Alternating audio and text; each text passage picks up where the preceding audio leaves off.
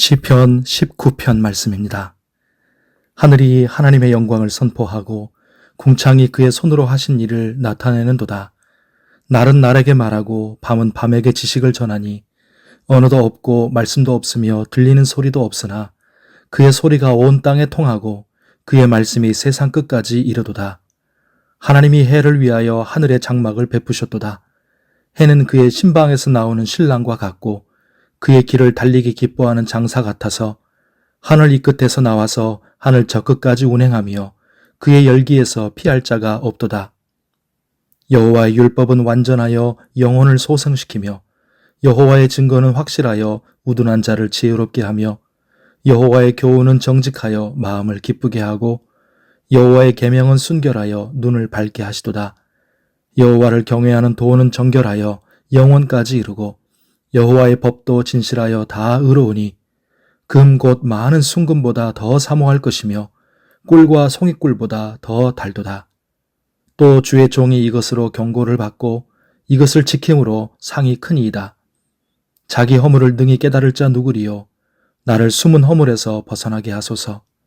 또 주의 종에게 고의로 죄를 짓지 말게 하사 그 죄가 나를 주장하지 못하게 하소서. 그리하면 내가 정직하여 큰 죄과에서 벗어나겠나이다. 나의 반석이시요 나의 구속자이신 여호와여, 내 입의 말과 마음의 묵상이 주님 앞에 연락되기를 원하나이다. 아멘.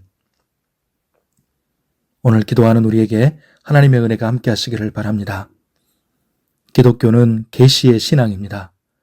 인간 스스로의 노력으로 진리를 깨닫는 것이 아니라 하나님이 드러내 주심으로, 즉 계시하심으로 하나님을 알고 진리를 깨닫는 것입니다.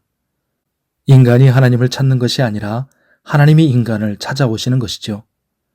그 하나님의 계시를 믿음으로 받아들이고 순종하는 사람이 바로 구원받은 성도입니다. 그 하나님의 계시는 두 가지로 구분할 수 있는데 일반 계시와 특별 계시입니다. 하나님이 계시해 주는 것이 은혜이기 때문에 일반 은총, 특별 은총이라고 부르기도 합니다. 일반 계시는 하나님이 창조하신 자연을 말합니다. 세상 자연 만물과 여러 학문과 지식, 그리고 양심 등이 다 여기에 포함됩니다. 오늘 말씀 1절부터 6절까지 해서 다윗은 하나님이 창조하신 자연 속에 나타난 하나님의 영광을 바라보면서 노래합니다. 예, 자연 만물도 하나님이 계심을 드러내기 때문에 불신자들은 나중에 하나님이 없다고 핑계할 수 없습니다. 로마서 1장 19절에서 20절에서 말씀하지요. 이는 하나님을 알만한 것이 그들 속에 보임이라. 하나님께서 이를 그들에게 보이셨느니라. 창세로부터 그의 보이지 아니하는 것들, 곧 그의 영원하신 능력과 신성이 그가 만드신 만물에 분명히 보여 알려졌나니 그러므로 그들이 핑계하지 못할지니라. 아멘. 그러나 아무리 자연이 하나님의 영광을 선포한다고 해도 자연은 하나님이 어떤 분이신지를 정확하게 계시하지 못합니다. 또 인간이 죄인인 것과 하나님이 행하신 구원, 구주이신 예수 그리스도와 거듭나는 은혜 등 가장 중요한 진리는 일반 계시로 알 수 없습니다. 그래서 하나님은 특별 계시를 주셨습니다. 그것이 바로 하나님의 율법, 하나님의 말씀입니다. 다윗은 7절 이하에서 자연과 비교할 수 없는 탁월함을 가진 특별 계시인 율법, 하나님의 말씀을 노래합니다. 율법, 증거, 교훈, 계명, 도, 법, 다 하나님의 말씀을 표현하는 같은 말입니다. 율법, 하나님의 말씀은 첫째로 완전하여 영혼을 소생시킵니다. 둘째로 확실하여 우둔한 자를 지혜롭게 합니다. 셋째로 정직하여 마음을 기쁘게 합니다. 넷째로 순결하여 눈을 밝게 하십니다. 다섯째로 정결하여 영원까지 이룹니다. 진정으로 우리의 영혼을 살리고 구원하며 변화시키는 것은 하나님의 특별 계시인 말씀인 것입니다. 그리고 이 말씀이 육신이 되어 우리 가운데 오신 분이 바로 예수 그리스도이십니다. 다윗은 이 모든 것들을 깨닫고 창조신앙으로 그리고 말씀신앙으로 노래합니다. 하지만 다윗은 거기서 끝나지 않았습니다. 하나님의 특별 계시인 말씀을 대하는 우리의 반응이 중요합니다. 즉, 믿음으로 순종하는 것입니다. 이 말씀을 많은 순금보다 더 사모하고 송이꿀보다 더 달게 여기는 것입니다. 이 말씀으로 경고를 받고 지키는 것입니다. 말씀의 거울이 자신을 비출 때 허물과 죄를 깨닫고 벗어나는 것입니다. 그래서 죄가 나를 주장하는 죄의 종으로 살지 말고 말씀에 다스리시는 말씀의 종, 주님의 종으로 사는 것입니다.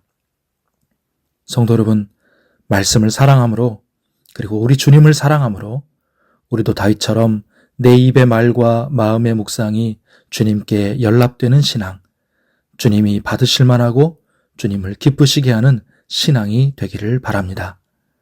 오늘 주의 은혜 가운데 강건하고 평안하시기를 바랍니다. 기도하겠습니다. 하나님 아버지, 우리의 눈을 열어주사 날마다 보고 살아가는 이 아름다운 하나님의 창조 세계와 자연 만물을 통해서 하나님의 영광을 보고 하나님의 광대하심과 위대하심을 보고 찬양하게 하옵소서.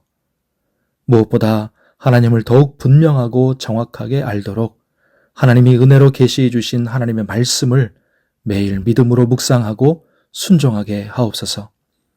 그래서 그 말씀의 능력과 하나님의 은혜를 체험하게 하시고 놀라운 구원을 이루시며 하나님 나라를 완성해 가시는 하나님의 선하신 계획과 하나님의 마음을 더 깊이 알게 하여 주시옵소서.